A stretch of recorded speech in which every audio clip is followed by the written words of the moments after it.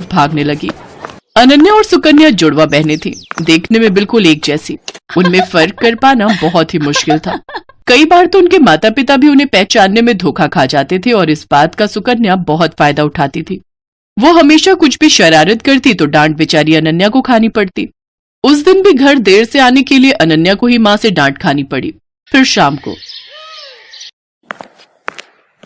मिल गया सुकून तुझे? अरे यार क्यों इतनी टेंशन लेती है, 1-2 साल बाद हमारी शादी हो जाएगी, फिर तू कहाँ और मैं कहाँ। सुकन्या धीरे धीरे और चालाक और कामचोर होती गई और अनन्या उतनी ही मेहनती और संस्कारी। मगर दोनों बहनों की किस्मत ने उन्हें एक दूसरे से दूर नहीं होने दिया। दोनों बहनों की शादी एक ही घर में हो गई। बड़े भाई की शादी सुकन्या से और छोटे की अनन्या से। अनन्या को घर का सारा काम आता था, खासकर वो खाना बहुत ही अच्छा बनाती थी, जबकि सुकन्या ने कभी कुछ नहीं सीखा। फिर एक दिन,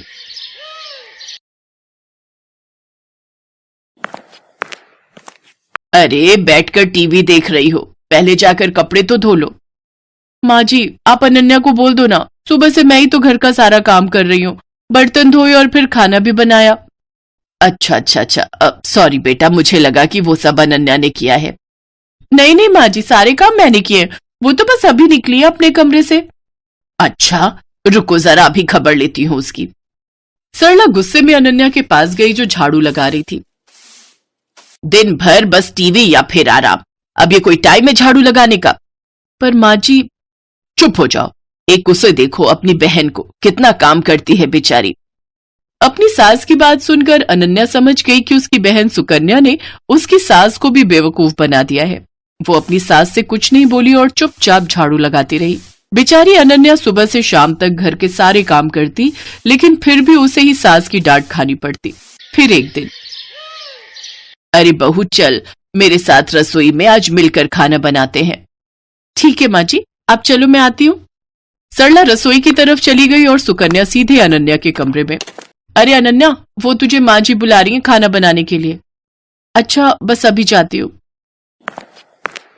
सुकन्या ने एक बार फिर अनन्या को बुद्धू बना दिया था और बेचारी अनन्या को पता ही नहीं था कि उसकी सास ने उसे नहीं बल्कि सुकन्या को बुलाया है। उधर रसोई में, आ गई, कहाँ रह गई थी? चलो एक काम करो, तुम आटा गूंथ दो, मैं सब्जी काट देती हूँ। ठीक है माँ जी।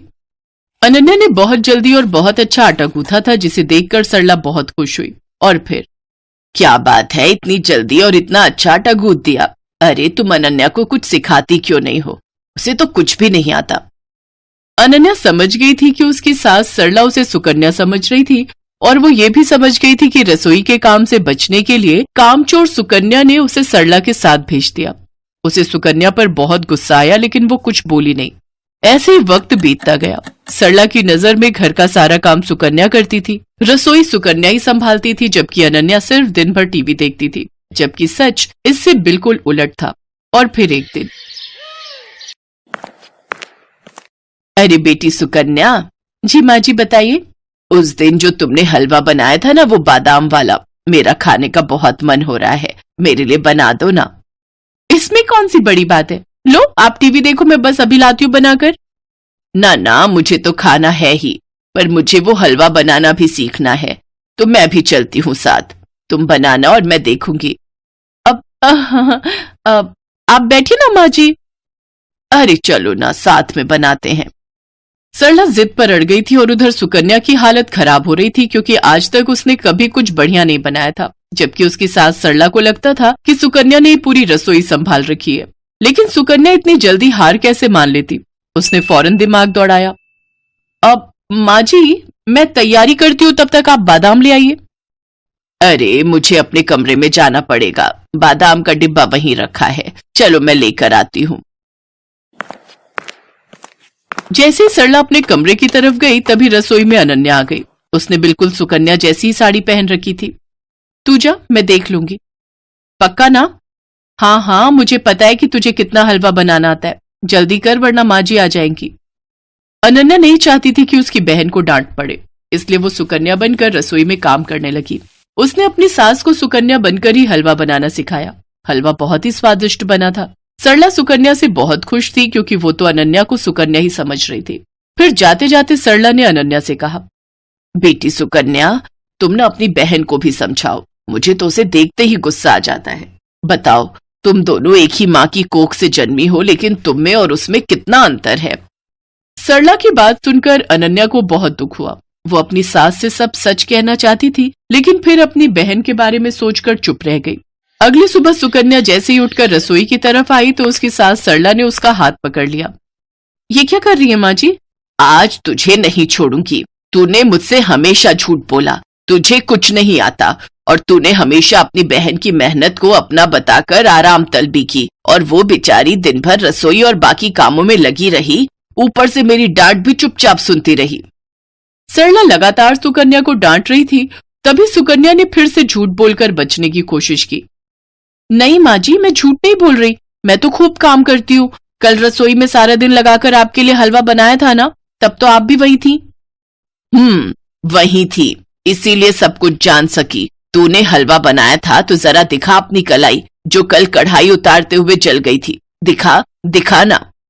अब सुकन्या अपने हाथ पीछे किए बिल्कुल चुप खड़ी थी, क्योंकि उसकी चोरी पकड़ी गई थी। इसके बाद सरला फौरन दूसरे कमरे में गई, जहां अनन्या अपनी जली हुई कलाई के साथ खड़ी थी।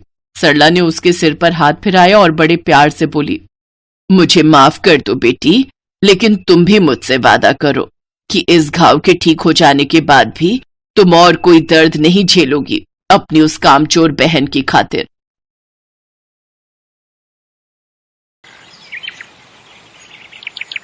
जड़ी बूटी ले लो, बाल बढ़ाने वाली जड़ी बूटी, सिर्फ 5 रुपए में। बाल बढ़ाने वाली जड़ी बूटी सिर्फ 5 रुपए में? जरा देखो तो। सुधा को अपने बाल बढ़ाने थे, उसके लिए अब वो कुछ भी कर सकती थी। उसने बूढ़े आदमी से जड़ी बूटी खरीद ली। उस आदमी ने कहा, इस जड़ी बूटी को जोर जोर से पीसना, पीसने से तेल निकलेगा। उस तेल को सोने से पहले अपने बालों पे लगाना। जड़ी बूटी लेकर सुधा घर चली गई। तभी सुधा जड़ी बूटी पीसकर तेल निकालकर और उसे अपने सर पर लगाकर सो गई। और अगले दिन सुबह नींद से उठने के बाद उसने देखा उसके सर पर जितने भी बाल थे वो सब झड़ गए हैं। सुधा ये विश्वास नहीं कर पा रही थी। कहते हैं लड़कियां लंबे बालों में ही अच्छी लगती हैं, लेकिन सुधा के बाल बचपन से ही छोटे थे। उसके बाल बढ़ते ही नहीं थे।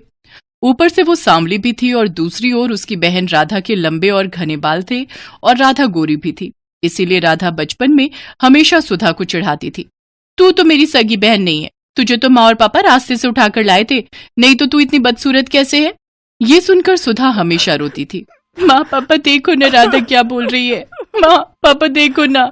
राधा और सुधा की माँ शमिता कहती थी, रो क्यों रही है सुधा, राधा ने कुछ गलत तो नहीं कहा, तू बदसूरत है, तेरे सर पर बाल भी नहीं है, मुझे ऐसी बेटी नहीं चाहिए थी। सुधा का पिता भी उससे प्यार नहीं करता था। सुधा को हमेशा हर किसी से नफरत ही मिलती थी।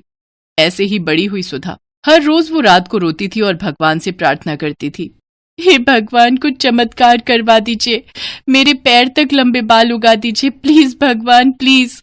और इसी तरह सुधा और राधा दोनों जवान हो गई। आज सुधा को लड़के वाले देखने के लिए आने वाले हैं। सुधा आईने के सामने बैठकर तैयार हो रही है। उसके सर पर अभी भी ज्यादा बाल नहीं है। वो आईने में अपने आप को देख ही रही थी कि तभी उसकी माँ आ गई और ताने मारना शुरू कर दिया, यहाँ ऐसे बैठे रहने से कुछ नहीं होगा, जल्दी जल्दी करो, नहीं तो ये लड़का भी हाथ से चला जाएगा। वहां राधा आ गई और बोली, माँ मुझे तो समझ में नहीं आ रहा है कि आप मुझसे पहले इस भूतनी की शादी क्यों करवाना चाहती हो। राधा बेटी, इस भूतनी को तो पहले विदा करना पड़ेगा, नहीं तो बाद में कौन इससे शादी करेगा। एक बार बस ये सर से उतर जाए, उसके बाद मैं तेरे लिए बहुत अमीर और अच्छा लड़का ढूंढ कर लाऊंगी। माँ आप सभी मुझसे इतनी नफरत क्यों करते हो, आखिर मैंने किसी का क्या बिगाड़ा है। तेरे सर पर बाल नहीं है सुधा, तू बदसूरत है बदसूरत, तू मेरी बहन कहलाने के लायक नहीं है। थू। सुधा रोने लगी। वो पूरी जिंदगी रोती ही आई है। अविनाश नाम का लड़का सुधा को देखने के लिए आया। शमिता के कहने पर राधा अपने कमरे में ही बैठी हुई थी, क्योंकि शमिता ने उससे कहा था, बेटी तू कमरे के अंदर ही रहना, नहीं तो लड़के वाले सुधा से रिश्ता नहीं जोड़ेंगे। खैर अविनाश के साथ सुधा का रिश्ता तय हो गया, लेकिन उसके लिए बहुत ज्यादा दहेज देना पड़ा। उस बात को लेकर भी शमिता सुधा को ताने मारने लगी।